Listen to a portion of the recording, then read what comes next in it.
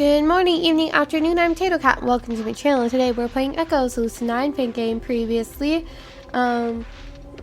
we hallucinated a bit, and so did Emmy in the goopy cave of living goopiness. Now we've been dragged into ILF space, and we have to unmask ourselves, and that's where we left off.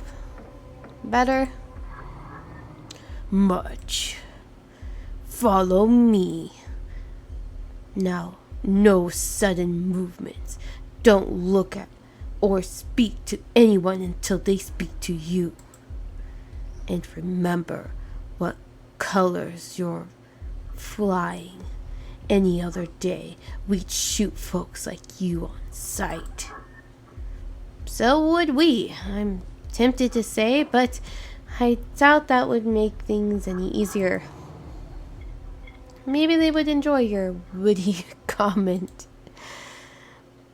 We proceeded deeper into the base, heads turning to us from every angle as the second guard breaks off and moves to escort us from behind.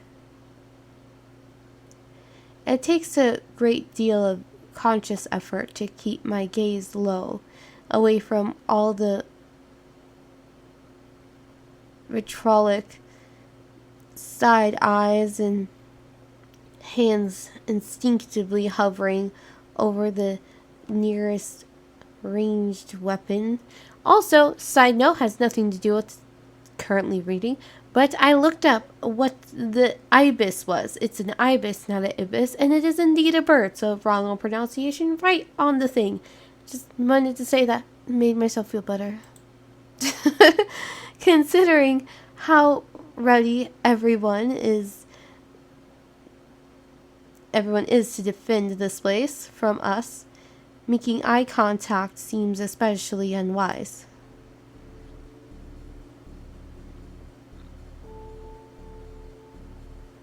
Oh, who's this? I don't care what he thinks he needs to do. This isn't a democracy. The two guards stop in front of a meeting table with several interactive, tactical, and strategic displays stretched across its surface. His orders were to infiltrate through the black zones, plant the recon probe Chimera gave us, and get the hell out of there. Past the crowds of heavily armed officers, I catch a trembling plume of purple hair. Purple hair? Following it, I find a stoic-looking, battle-scarred woman on the far side of the table, currently leaning forward as she gestures with a drawn blade that heats the air around it. Following it, I find a stoic-looking, battle-scarred woman on the read that part. Just didn't move forward. The edge moves slowly, but with an intimidating level of intent behind it. An intent made even more unnerving by the restraint and control she demonstrates.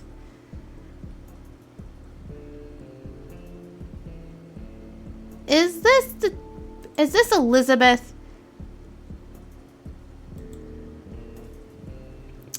That's not who I thought it was going to be. Tell him to get back to base, or I'll declare him a rogue asset and turn him over to DCIS. Ma'am, we're already down more than 100 soldiers. He doesn't need to know that.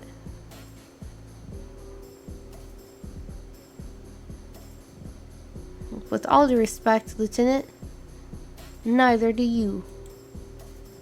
Is this Elizabeth? I feel like it could be. When she sees me, something in her expression changes. Her gaze locks onto my armor, and her knife slides back into its holster.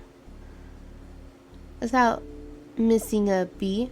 She uses her free hand to push one of her subordinates out of the way and steps towards me for a closer look. Are you the one they call Speare? She nods.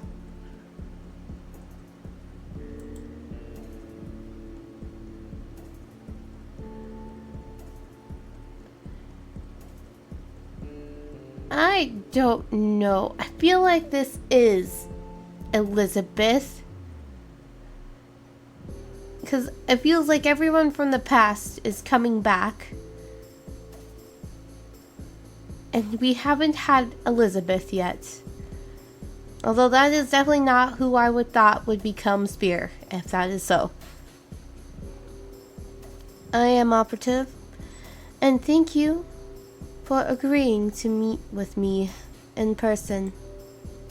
I apologize if your journey here was complicated by any unforeseen factors. These caverns are just about the only place where DCIS hasn't been bothered to look for us yet. She tilts her head downward, examining my armor with perplexed and doubtful stare. Just as I expected. Heavy ablative triple laminate pleating, fortified by thousands of graphene bilayers. And judging from the look of your skin, you've been upgraded since we last spoke.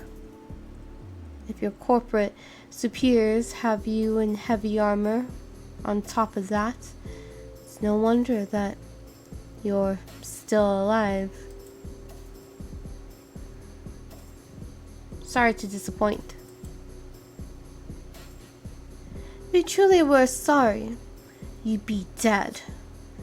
Not a willing participant in the corporate machine, spilling blood on its behalf.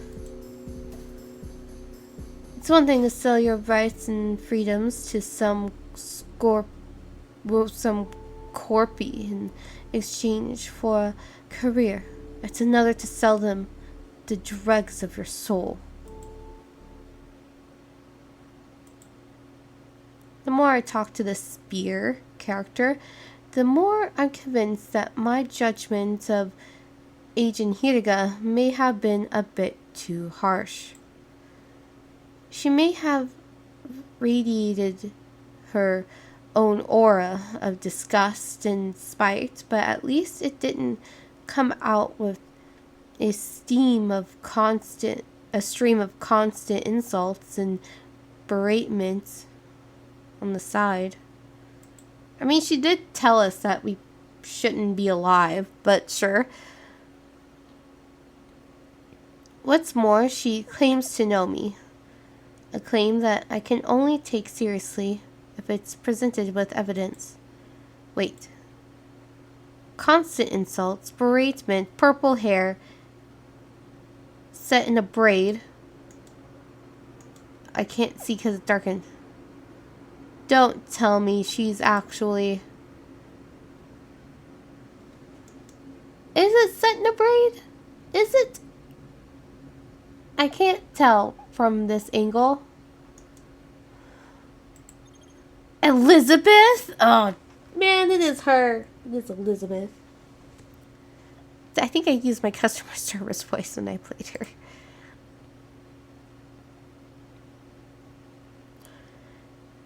She folds her arms, glaring down at me with a distinct lack of amusement. An impressive feat, given that I'm a full inch taller than her in my armor. Honestly, does it really surprise you to see me here, Hayata? Knew it was her. I thought it was going to be Akira or other blondie. It surprises me that you decided to pick the most English man to ever live as the namesake for your super secret alias. English name? Nope, Englishman. DCIS currently has 10 strike teams looking for you. Isn't that an issue? Please, identifying me as only 10% of the battle. Then what's the other 90? Making it down here alive. Locating the center, not opening any of the hundreds of other bunkers that are ready to explode.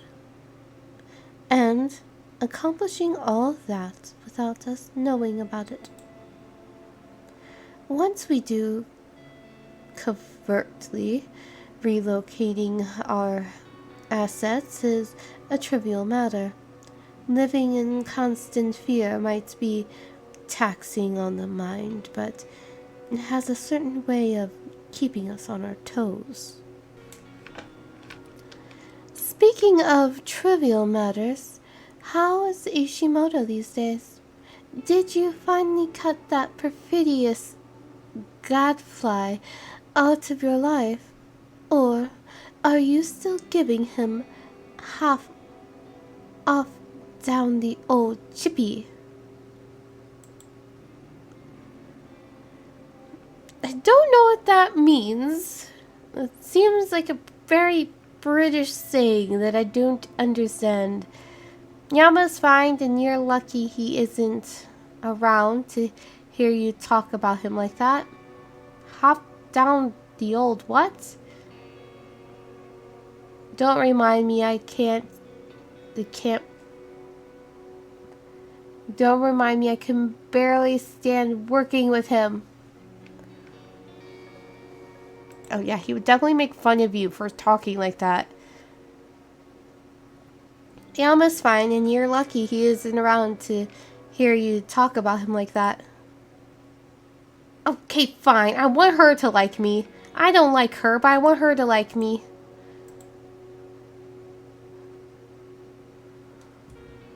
Half down the old what? Half down the old what? Nothing. Elizabeth lets out a... Did that have any effect? No, so I guess... Well, Yama isn't going to be affected, is he? Don't remind me. I can barely stand working with him. I feel my stomach sink as the lie passes through my lips. Hearing myself say it after everything that Yama's done for me seems so bald-faced and uncanny and egregious disregard of trust. But with Elizabeth in command of so many ILF assets, I can't risk seeing anything that she's see as contemplatable. When it came to Yama, she was always spiteful, and any attempt of mine to defend his actions and character were invariably met with hostility, not to mention accusations of ignorance on my part. With that in mind, it seems best for me to keep playing the part of the ingrate, at least until I can assert my utility through action rather than discussion. Elizabeth reaches into one of her tactical pouches and hands the small rectangular database. Wait, so she doesn't like me more for that? Did I miss something?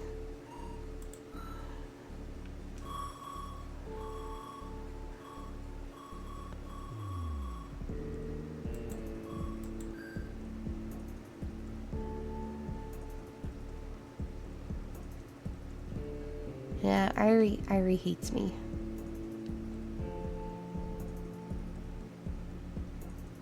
$15.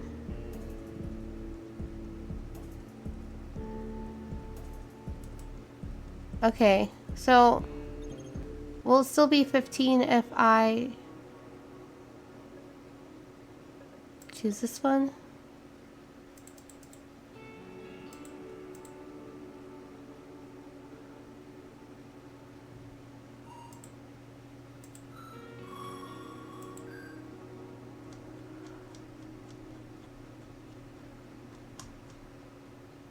$10. You know what? I'm okay with 10. 10 is fine. It's better than being a douche. Oh no, I went too far back. Okay. Half off the old what? Half down the old what? Nothing. Oh yes, she had a more stuck-uppy voice or something. I don't remember what voice it. Some of them I remember what I did, but it's been so long. I think Lucid9 was one of the first games I played for my channel. Elizabeth lets out a chuckle, the cadence and tone of which suggests that I've just missed some sort of innuendo directed at Yama and I. Maybe it's better that way. Elizabeth reaches one of her tactical pouches and hands me a small rectangular datapad. I've been advised by my superiors to give you this. Superiors? You have superiors? To give you this as proof of the ILF's intent to establish a cooperative working relationship with the SSD. What is it? This datapad contains a dynamic DNS key. If you load it onto a functioning birdsong network uplink module, it'll allow you to access a portion of our communications subnet. From there, you'll be able to requisition equipment as well as organize dead drops and unofficial deliveries from our quaternary proxy suppliers. I'm just using Emmy's voice, aren't I? Oh my. Keep the connection active and you'll know immediately if there is any tasks we'd like you to complete. Do so reliably and we will direct our manufacturing and research contacts to give your cure effort whatever support they offer. Shouldn't be too difficult, Operative. DDNS keys are a fairly old way to control server traffic, but our SECCOM router should be able to interface with one of its through an uplink module. Excellent. That settles it. You're free to go, operatives. That is, unless you have any more questions for us that you'd like answered. How did the ILF manage to build a base down here? What kinds of tasks is the ILF expecting us to complete? Nothing right now. Can I ask both of these things? Hopefully I can. That would be nice. I'm going to just start from the top. How did the ILF manage to build a base down here? This isn't exactly a high traffic area. I think you mean bases, and we didn't build any of them. Then who did? Do you know anything about a group called Chimera? Can't say I do. Nope. Good, I don't either. They barely ever interact with the ILF's generals, let alone any of us down here. But when they do, it's to supply them with advanced technology. The only reason we know they exist is because the technology gets passed down to us. We're not sure what they want or what their higher-ups bother to mention them by name, but obtaining their support was no small feat. Along with the hundreds of bunkers down here that make up the center, we received upgraded versions of our jammers, ODGs, and even headlamps that could operate down here without having the bloody piss wrung out of them. I forgot she was British, but I have a really bad British accent, but maybe I'll try. Whoever they are, Chimera's support has been vital in our efforts to establish and secure a beachhead in Nichikawa's prefecture. And since that beachhead is all the way down here, I highly doubt DCIS will make any attempts to attack it conventionally. Yeah, that was a terrible accent. I had to do it and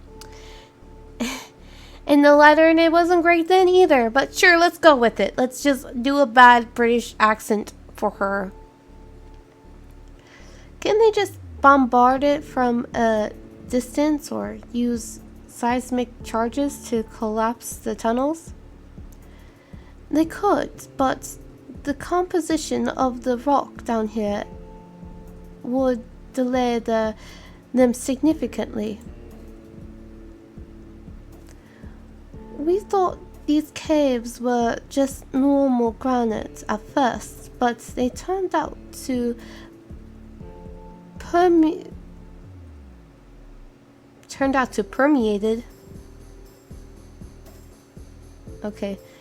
permeated by some sorts of biological polymer, as well as amplifying our jammer signals. It's uniquely resistant to explosives, vibrations, any sorts of kinetic energy, really. It appears to grow stronger over time, and its strength is currently such that Lemniscate would have to burn down this entire forest to even have a chance at inconveniencing us. If the smoke from such a fire were to reach Isamu, the city would fare quite poorly. But I'm sure you already know that. Poorly is an understatement. If the Isamu forest were to burn down, the neurotoxic molecules this place is known for would contaminate half of the city. Hundreds of thousands of people would die within hours, and millions more would succumb to terminal psychosis. I suppose District 1 and some parts of 4, 5, and 2 would be safe due to their atmospheric shielding, but the rest of the city would be uninhabitable for centuries. Not even DCIS is crazy enough to try something like that. I wouldn't try the warden. At least I hope they aren't. See? Yeah, you had to think about it. The warden. Maybe she got bored one day and just like, I would love to see what would happen. Fortunately for us, setting fire to this forest would be ludicrously difficult. Almost everywhere we looked, we found a transgenic bacterial strain designed to aerosolize a fire suppressant when exposed to abnormally high temperatures. It would appear that IO a debt of gratitude to whoever introduced those bacteria. So if you ever meet them, do let them know. I don't much care for the concept of debt or the concept of gratitude. Do you have any more questions?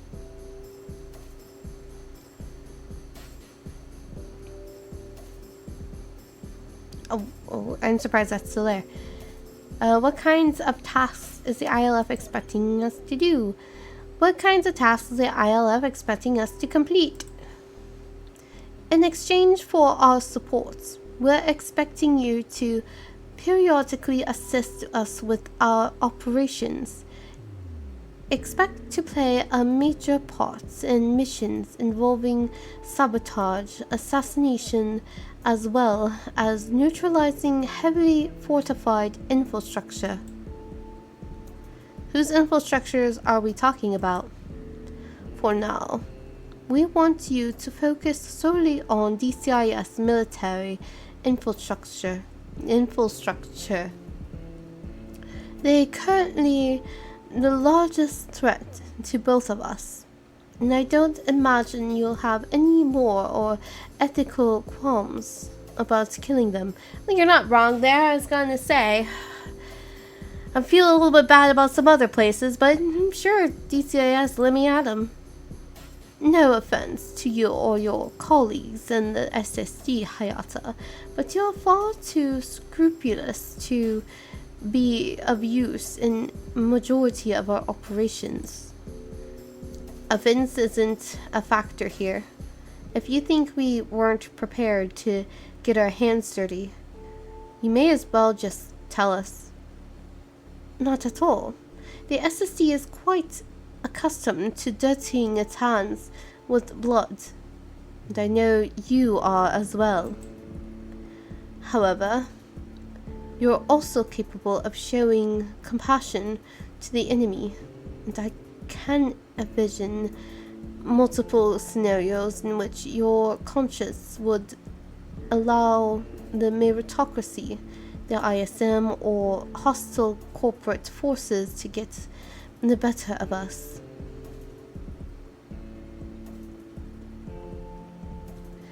The problem with people like you is that you've become too used to the luxury of surgical strikes. You enjoy your strategies of harm reduction, targeting the guilty and killing only as a last resort. You comfort yourselves by finding a way to brush your actions off as correct, and then you sleep soundly. You're not obligated to continue fighting a war against a state that would rather torture its people in cages than lift them out of poverty and give them the tools to make a living through honest work. You haven't had to adapt your tactics to combat a regime that cares more for the dead than the living, more for toppled skyscrapers than the workers who gave their lives to build them. There are no clean hands left in the Isamu Liberation Front, and I don't mean it literally. Collectively, we've brought about the deaths of tens, maybe hundreds of thousands of people in this city, most of them civilians, just men, women, and children guilty of nothing except being too close to a target or too slow to outrun a blast meant for their employers. Each and every one of us is willing to kill and die for an Isamu that offers more to its people than competition, confinement, and outright exploitation. And we couldn't give a rat's ass about something that I can't read until I click again. Now I've clicked again, and I shall read the history.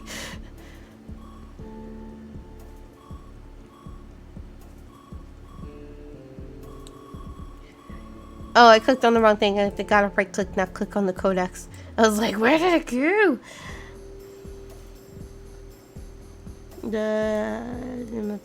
There's ours who's out to bloody cock it first.